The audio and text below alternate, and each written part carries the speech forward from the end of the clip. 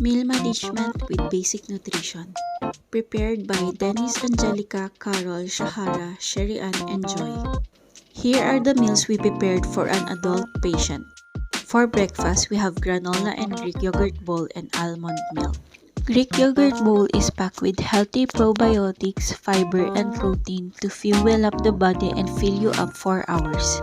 Enriched with antioxidant fresh berries, banana, and granola makes this healthy yogurt bowl a balanced and delicious breakfast.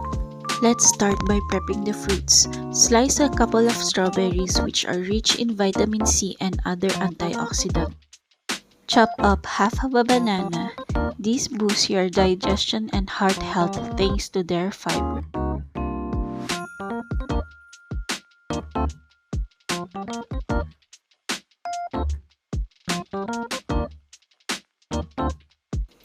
In a bowl, add 2 scoops of Greek yogurt. This is about half a cup or 64 grams. Top it off with strawberries,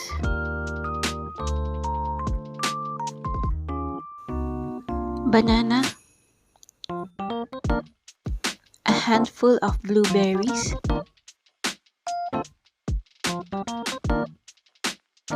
2 tablespoons of granola for some heart-healthy oats and crunch, 1 teaspoon of chia seeds for some extra omega-3 and fiber.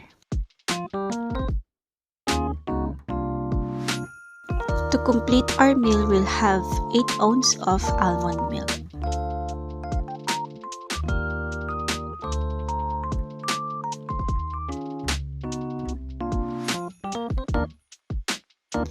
For our lunch, we have chicken red kidney bean salad.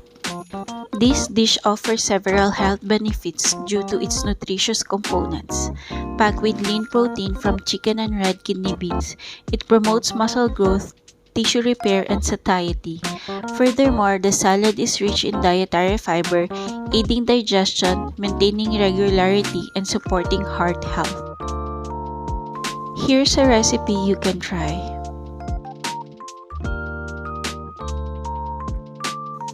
Pat dry the chicken breast with paper towel to remove any excess moisture, then transfer to a mixing bowl. Squeeze the juice of half a lemon over the chicken. Add salt and pepper.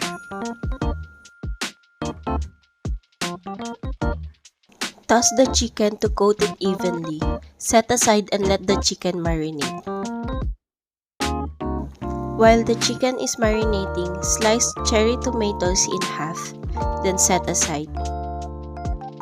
For the sauce, in a small bowl, whisk together the vinegar and Dijon mustard until well combined.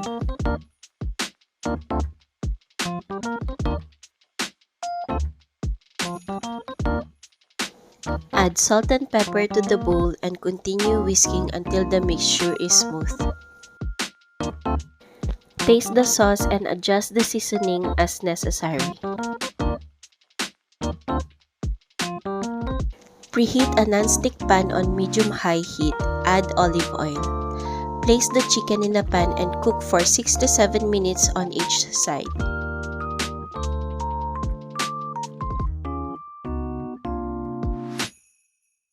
Cut the chicken breast into thin slices.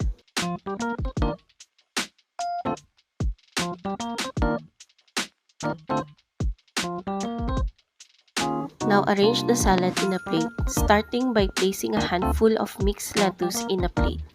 Now add a generous amount of kidney beans on top of the lettuce. Add some fresh tomatoes. Place the chicken breast on top of the salad. Finally, drizzle some mustard sauce over the salad. Make sure to coat all the ingredients evenly.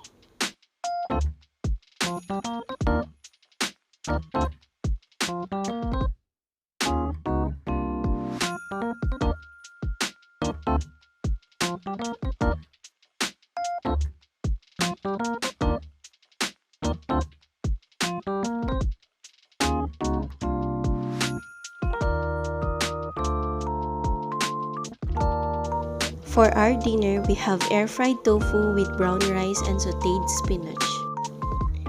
This dish is highly nutritious and balanced meal that offers numerous health benefits. Together, this meal provides a well-rounded combination of protein, fiber, vitamins, minerals, and antioxidants, making it a healthy choice to support a balanced diet and overall health.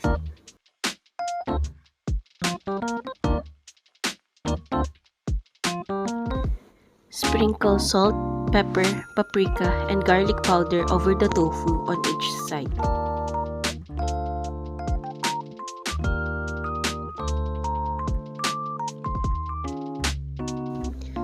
On a preheated air fryer, arrange the tofu in the air fry basket, leaving space between each piece.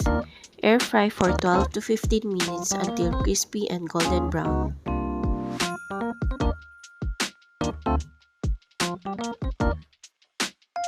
Heat olive oil in a skillet over medium-high heat. Add minced garlic and saute for about a minute until fragrant. Add the spinach to the skillet. Cook the spinach for 2 to 3 minutes, stirring occasionally until it wilts down and turns bright green. Season with salt and pepper to taste.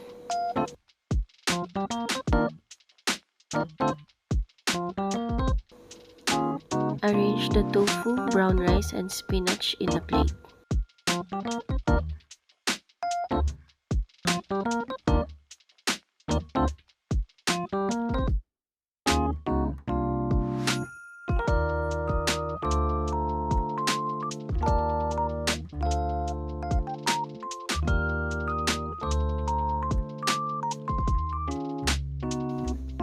Here are the meal plan we have created for child patient. For breakfast, we have berry banana smoothie bowl. This smoothie is a great way to start the day with a serving of fruit, protein from the Greek yogurt, and fiber from the granola.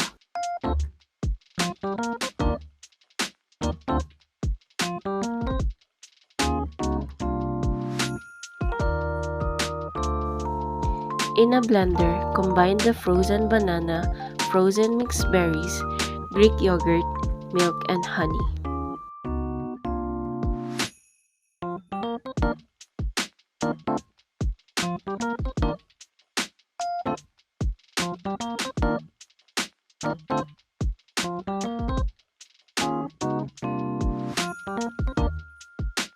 Blend on high until smooth and creamy.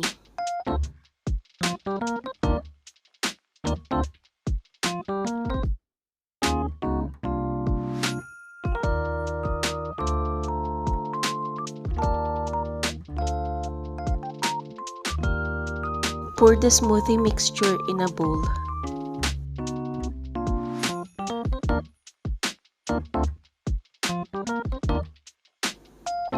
Top the smoothie with granola for some heart-healthy oats and crunch.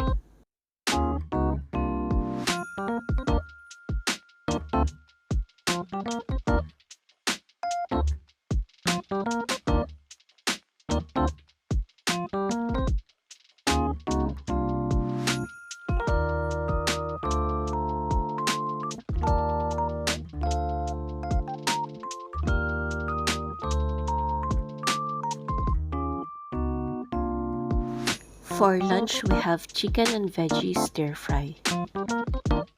Chicken breast and veggie stir fry with white rice is a nutritious meal for kids. It provides essential vitamins like B6, B12, and niacin from chicken breast, and a variety of vitamins from vegetables. It is also low in fat and high in protein. The dish offers a balanced combination of protein, fiber, and complex carbohydrates. Here's the ingredients you need for this recipe. Cut chicken breast and veggies into bite-sized pieces. Heat olive oil in a skillet over medium-high heat. Add chicken to the skillet and cook until brown.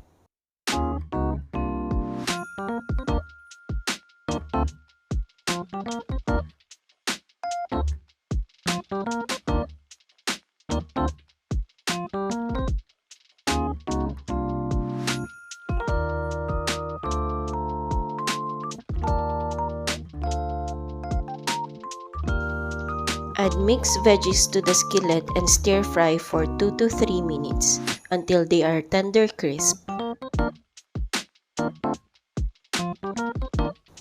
Drizzle soy sauce over the chicken and veggies and stir fry to coat. Season with salt and pepper to taste.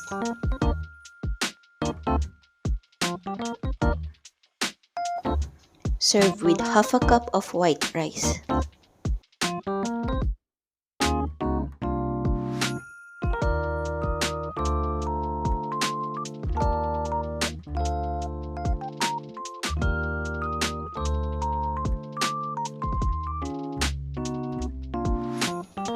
For our dinner, we have chunky fish fingers.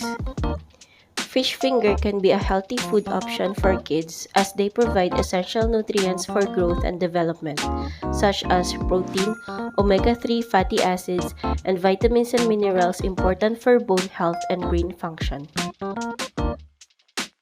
Here are the ingredients we need for this recipe.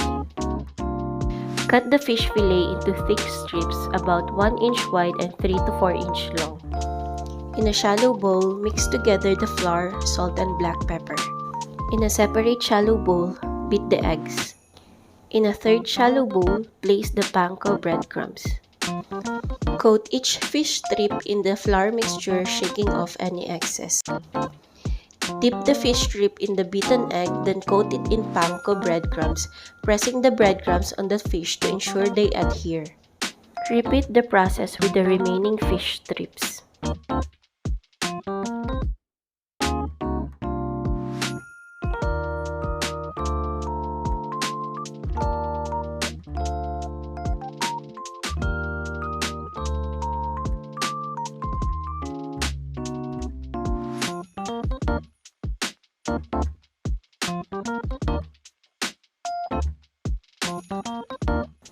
Heat the oil in a deep frying pan.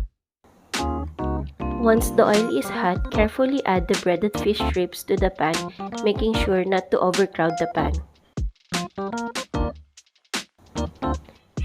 Fry the fish strips for 2 to 3 minutes on each side or until they are golden brown and crispy.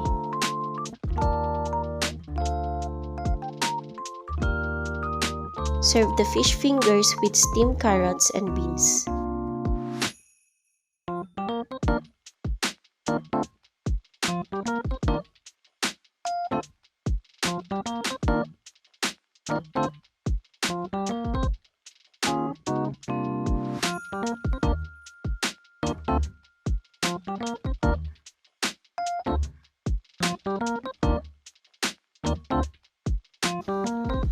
Thank you for tuning in. This concludes our report. We appreciate your time and attention.